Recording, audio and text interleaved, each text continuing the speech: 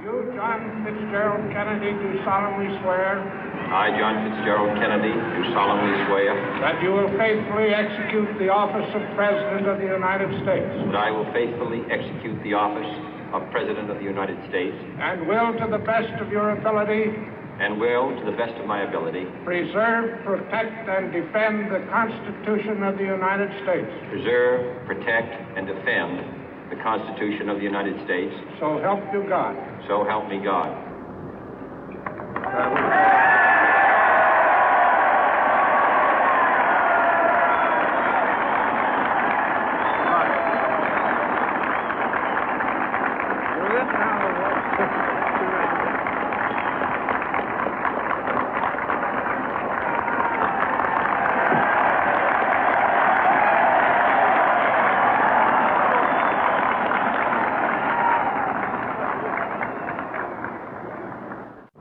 Vice President Johnson, Mr. Speaker, Mr. Chief Justice, President Eisenhower, Vice President Nixon, President Truman, Reverend clergy, fellow citizens.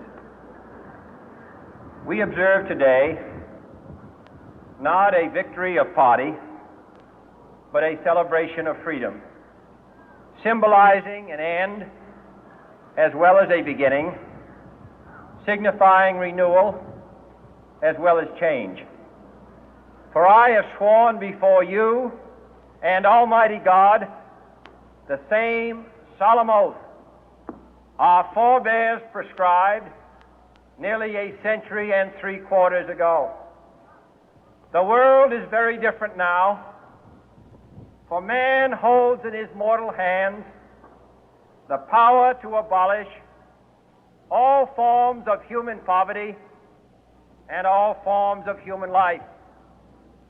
And yet the same revolutionary beliefs for which our forebears fought are still at issue around the globe.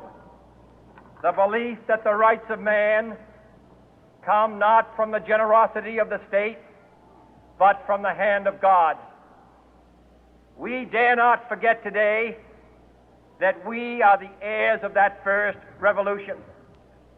Let the word go forth from this time and place to friend and foe alike that the torch has been passed to a new generation of Americans born in this century, tempered by war, disciplined by a hard and bitter peace, proud of our ancient heritage, and unwilling to witness or permit the slow undoing of those human rights to which this nation has always been committed and to which we are committed today at home and around the world.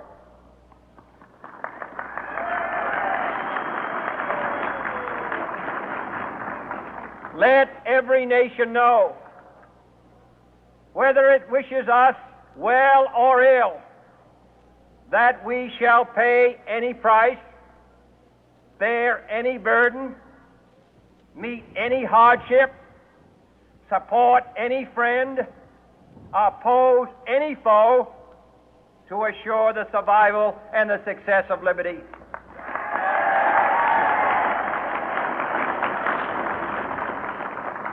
This much we pledge and more.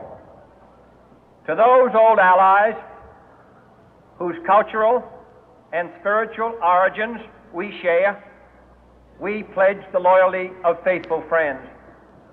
United, there is little we cannot do in a host of cooperative ventures. Divided, there is little we can do, for we dare not meet a powerful challenge at odds and split asunder. To those new states whom we welcome to the ranks of the free, we pledge our word that one form of colonial control shall not have passed away, merely to be replaced by a far more iron tyranny. We shall not always expect to find them supporting our view, but we shall always hope to find them strongly supporting their own freedom, and to remember that in the past, those who foolishly sought power by riding the back of the tiger ended up inside.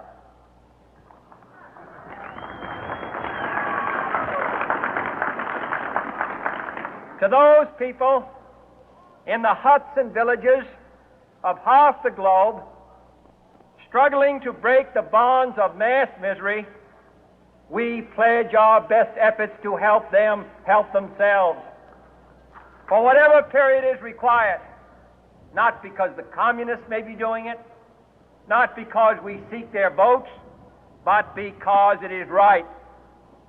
If a free society cannot help the many who are poor, it cannot save the few who are rich.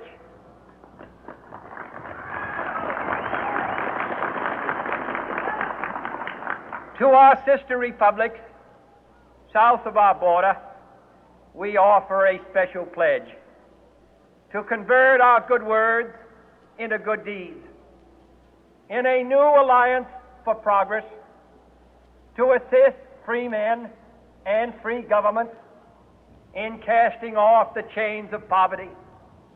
But this peaceful revolution of hope cannot become the prey of hostile powers.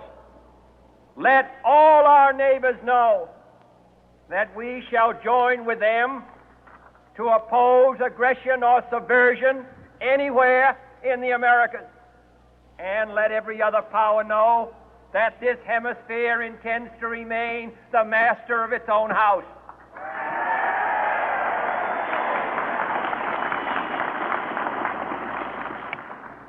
To that World Assembly of Sovereign States, the United Nations, our last best hope, in an age where the instruments of war have far outpaced the instruments of peace, we renew our pledge of support to prevent it from becoming merely a forum for invective, to strengthen its shield of the new and the weak, and to enlarge the area in which its writ may run. Finally, to those nations who would make themselves our adversary, we offer not a pledge, but a request that both sides begin anew the quest for peace. Before the dark powers of destruction, unleashed by science, engulf all humanity in planned or accidental self-destruction, we dare not tempt them with weakness, for only when our arms are sufficient beyond doubt can we be certain beyond doubt that they will never be employed. But neither can two great and powerful groups of nations take comfort from our present course, both sides overburdened by the cost of modern weapons, both rightly alarmed by the steady spread of the deadly atom, yet both racing to alter that uncertain balance of terror that stays the hand of mankind's final war. So let us begin anew, remembering on both sides that civility is not a sign of weakness, and sincerity is always subject to proof. Let us never negotiate out of fear, but let us never fear to negotiate.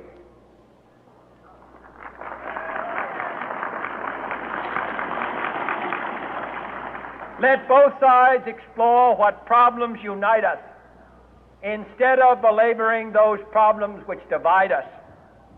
Let both sides, for the first time, formulate serious and precise proposals for the inspection and control of arms, and bring the absolute power to destroy other nations under the absolute control of all nations.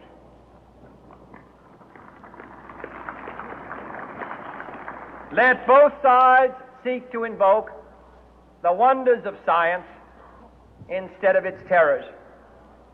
Together, let us explore the stars, conquer the deserts, eradicate disease, tap the ocean depth, and encourage the arts and commerce.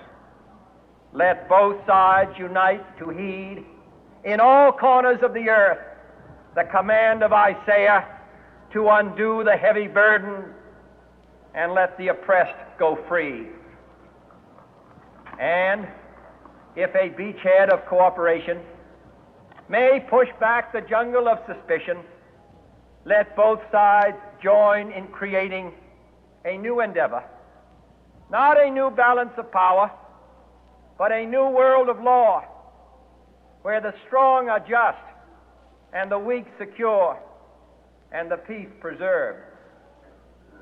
All this will not be finished in the first 100 days, nor will it be finished in the first 1,000 days, nor in the life of this administration, nor even perhaps in our lifetime on this planet. But let us begin.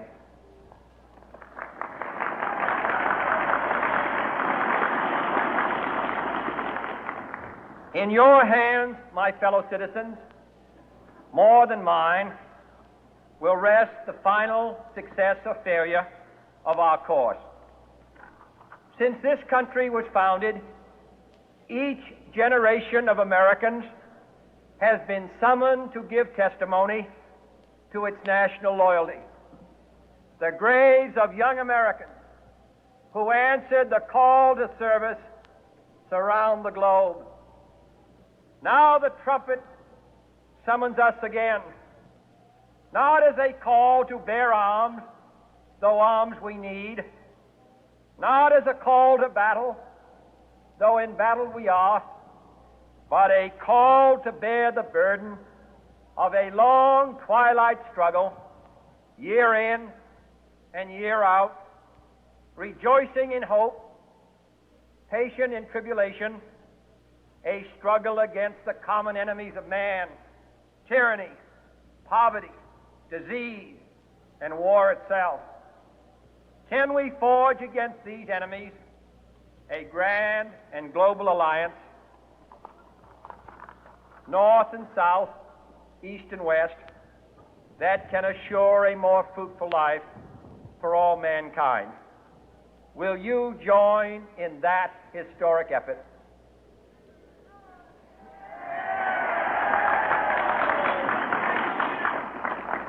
In the long history of the world, only a few generations have been granted the role of defending freedom in its hour of maximum danger. I do not shrink from this responsibility. I welcome it.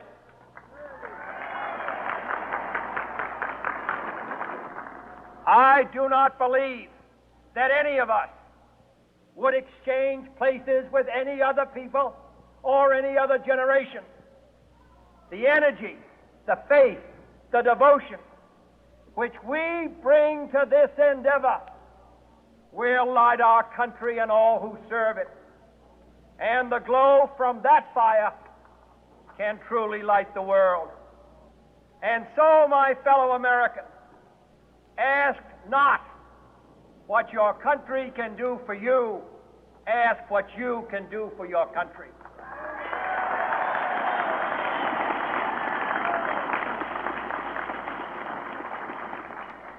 My fellow citizens of the world,